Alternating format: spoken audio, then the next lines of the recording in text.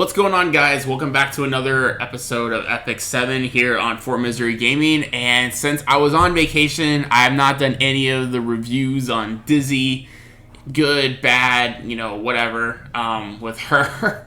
So I thought it'd be nice, it's been about 5 or 6 days since her release last Wednesday. So I wanted to do my overall thoughts on her, and it so happens that epicseven, awesome website, make sure you guys go check them out. Already has their ratings and the overall user ratings to compare where she's used and where she's useful. So let's go and look at that first as we go through her. So she gets a 9 and an 8.7 in World. In Abyss, she gets a 9.5 and 9.1. Actually is pretty high for Abyss, considering the amount of units we have for Abyss floors. Arena, pretty stable on both ends, 9.5, 9.4. So very, very powerful unit in Arena for sure. Boss Hunt is where we get a little bit skewed. So epicseven rates her as an 8, and then we have the users rate her as a 9. So that's interesting to see where you guys think she's gonna lie. And then we have another big skew here for raid at 9.5 in raid and an 8.9 raid. Me personally, I probably won't use her in raid just because I have a 41 morale and a 35 morale comp team that can do all the things in raid. When I have to go against harder bosses, I use my 34 morale comp team, and then when I have easier time bosses, like basically for normal, everything except for Queen, I can use the 41 morale comp team. So I personally probably won't do a lot of testing with her in raid, but for you guys that are looking to incorporate her, obviously she's going to link up very, very well with the other Guilty Gear characters. Maybe I'll do another video for overall morale comps for all the new Guilty Gear characters to see where certain units may be good for raid, so you guys get a kind of an understanding of what team comps you guys can make. So, and then for Guild War, another kind of big skew. I actually thought the users would rate her a lot higher in Guild War, but she is a 9.0 for the users and a 9.5 for Guild War. And so the epicseven team rates her as a 9.2 overall, and the users rate her as a 9, which is still very, very good for her ability. So you guys can look here are the pros and cons. There's quite a lot of pros, but there are still more pros than cons. There are a lot of cons of her, though. You guys look here, there's 1, 2, 3, 4, 5, was that 6? 7 pros of her, and then 4 cons of her. So you guys can read all that, so you guys can kind of see. So if we go here to her artifacts, Necro and Udine is a very good artifact. Taggle's Ancient Book's a good artifact. There's also the Violin is a very good artifact for her as well in PvP. And then we also have Abyssal Crown, I want to mention, is also very, very good. So let's go into the sets first, and we'll go over the artifacts probably last to go into a lot of in-depth of when you would want to use these certain artifacts for her. So first of all, probably the most popular, widely ranged comp to build her is going to be speed and unity, or speed and hit, off of the speed utility set. Which what this is going to allow you guys to do is to achieve the speeds to outspeed certain units like Rusid. I believe her initial speed. Let me look up Rusid on my other screen while I go over her stats in a moment. But I believe she is faster than Rusid even in his skill tree. So let me go and look up him real fast before I say something that's incorrect. Let's see here. Here we go. Alright, and he gets, I believe, 9 speed. So I believe he's 114 or 112, something like that. I think he's 114 if I'm not mistaken. Let me look at the skill tree real fast. Because his base speed is 106. So let's look at Awakening. Does it not give me the skill tree? It doesn't, apparently. Okay. Let me look up Rusid real fast then. Here, let's compare, because I don't want to be incorrect. He's definitely faster than Lots. He's faster than Shadow Rose. I know he's not as fast as Judith, because I remember people mentioning that. Alright, where's he at? Here we go. Alright. 106 right there. And let's see. And an additional 8 speed. Okay. So 106 plus 8, that is going to put him at 114.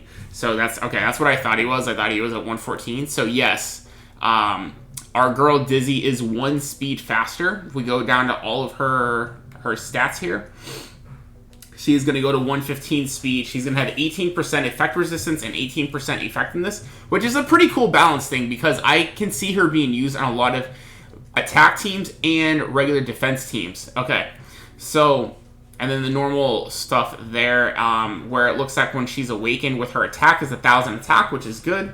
5,300 HP that's right around Bao, ML Bao, so that's respectable, and defense is pretty respectable at 673 as well. So I feel like her stats are good. I know she did have an additional, 2 speed originally from the data mines when she was originally released. Now I don't know if that was a missed data mine for sure, or if it was an actual, they actually nerfed her last minute. I don't know on that. The other way you can build her is attack crit. I have seen a lot of people have been doing this as well, where they're going full on attack on all the right side. You guys can see here. Now, I would say you'd have to have a lot of gear. I feel it's going to be easier to just get her really, really fast and get her some decent effectiveness. I would say anywhere from 75% and up effectiveness is very, very good for the utility build, which is probably going to be the more popular build overall.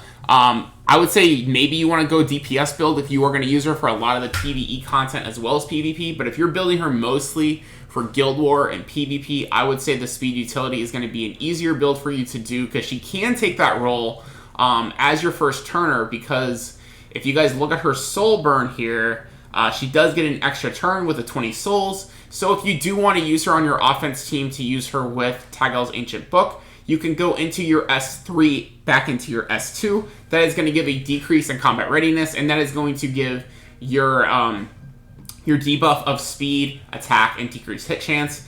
And then you can then go into this and extend another turn, which is going to grind it for 3 turns here, and then decrease combat readiness by 50%.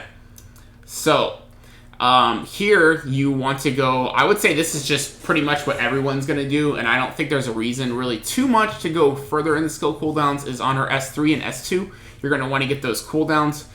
So if we show here, on S2 it's all going to be damage, and then no extra effect chance, because it is a 100% chance to decrease combat readiness. And then here it's all damage as well. So you don't get effectiveness, and even on here, there's no effectiveness here either. So I don't feel you really need to go further than +3 on S2, S3, because you guys do want to be kind of conservative about your Molagoras. Of when they release heroes, you do want to have a bunch build up. Like me, for instance, I now have 3 heroes I need moles for: Dizzy, Shooting Star Arcades, and ML Ken. So it gets very, very expensive. So you don't want to go full 15 on somebody if it's not necessary.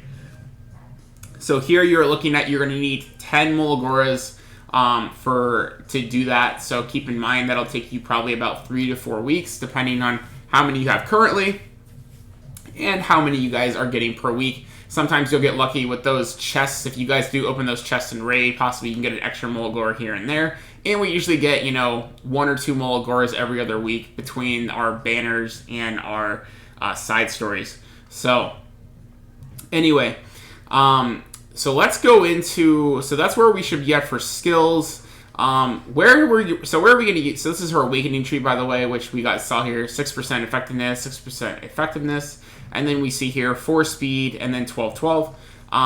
So I feel like you could run her on a turn 2 team, a turn 1 team, and if you're going to do that, you could run Tagal's Ancient Book here to give the 30 souls. I feel that's going to be really strong. You guys see those are all the usable characters you could use for her. To get that extra turn, you're able to go into your S3 to get those debuffs off. You then are able to extend those debuffs on her S, and then go into her S2 to get the push of decreased CR. Now, if you're going to do that, the only thing I see is a big problem when you are in the higher rankings, and this is why I don't think Tagal's Ancient Book is great on her, but it could be good on another mage you have in your team.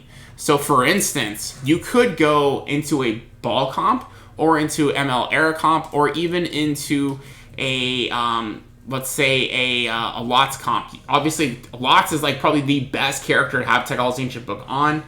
He has that extra turn soul burn as well. But the thing is, he could give you the 30 souls to use on her, and she is going to be faster. So what you could do is have Lots and her on the same comp, and then have maybe like 2 nukers or 2 cleaver units. Have her do that, get the extra turn, push back, then Lots can go bring your DPS either to the front or to bring her back up to the front, and then you guys see here, she'd have a 3-turn cooldown. She then can go into her S1 to then do that as well. And then, so if you're going to do that kind of comp where Lots is going to be your big guy for the Tegal's Ancient Book, if we then go into some of the other artifacts to use real fast, I believe they're 4-star artifacts.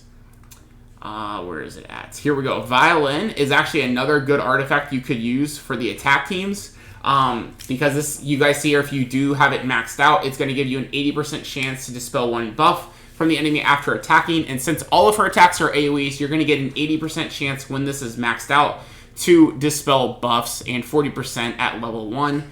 I'd have to check where it would actually lie, because mine's not leveled up on my account.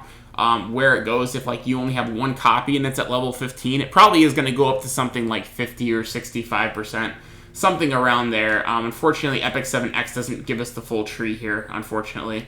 But this is going to be very, very good if you're fighting tons and tons of immunity set teams, so you could dispel that immunity and then get her debuffs off. Because I believe how it would work is the artifact would trigger before the debuffs would land.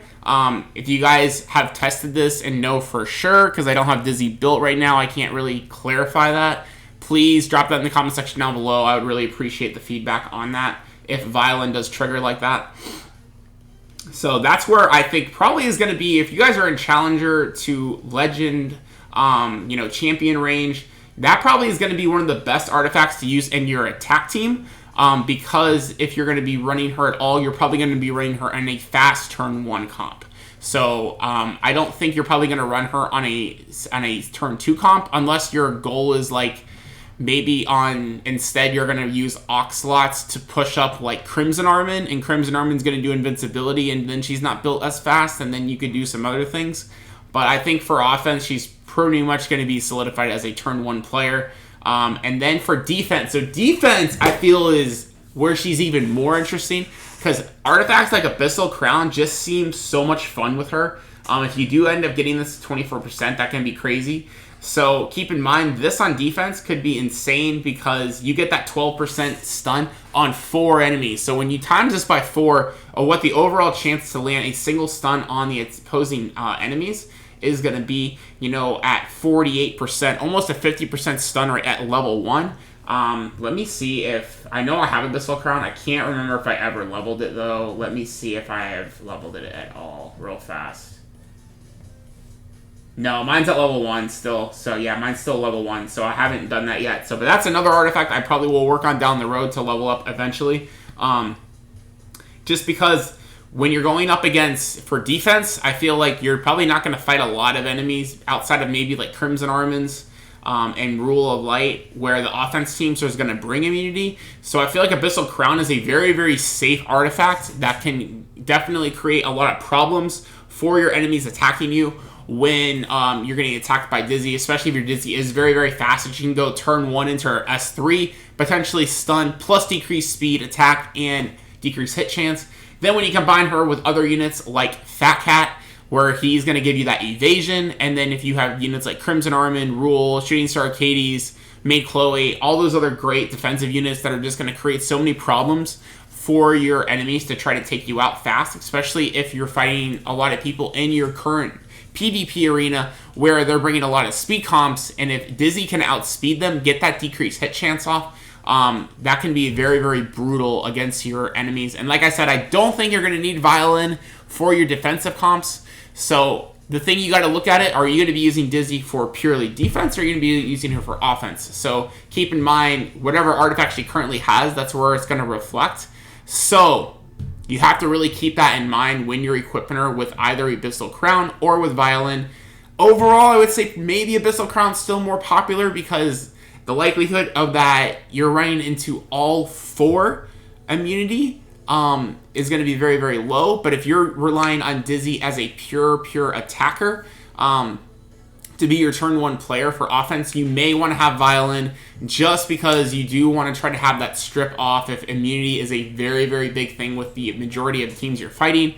Granted, if you're fighting against speed comps and whatever level in PvP you're at, you're probably not going to have to worry about his immunity as much, because if you can take out their CR pusher and their nuker, that probably isn't going to have immunity equipped with, you know, something like an Abyssal Crown comp, then it's going to be very, very good.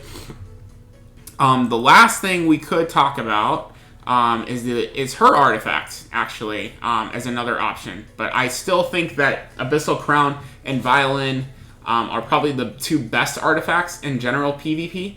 Increases the caster combat radius by 20% after the caster casting an AoE attack. This is not activated by counterattack, dual attack, or extra attack. So unfortunately, this does not trigger off of any kind of dual attack that, like, if she may get with like a Tamarine comp or something like that, or a random dual attack from other enemies attacking with her S1, which her S1 has a 25% chance to stun all enemies. So when you combine that with also Abyssal Crown by 12%, you're getting at level 1, keep in mind, you're talking about a 36% or a 37% chance for each enemy stun when she does use her S1, if the fight does go to that point where she actually gets a 3rd turn.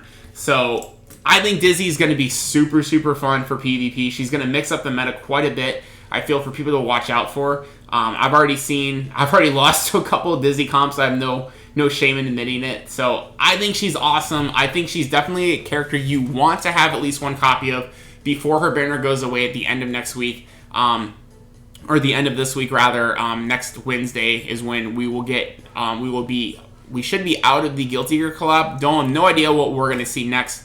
But let me know what you guys think of Disney in the comment section down below. Are you guys happy? Displeased? Are you guys running her in any of your comps for either PvE, PvP, GVG, all that kind of cool stuff above? Let me know in the comment section down below. I can't wait to hear from it. And thank you guys so much for staying tuned to the channel and bearing with me for taking the time off while I was on vacation. I still have a little bit of swimmer's ear from being in the water in Mexico the whole time. So hopefully my ear gets better, and if I ever talk loud on camera or stream, I apologize in the future, guys. But thank you guys so much. If you guys are new to the channel, hit that subscribe button down below, like the video if you guys did like today's video, and I appreciate all the positive support, and we will see you guys in the next Epic 7 video. Peace out, guys.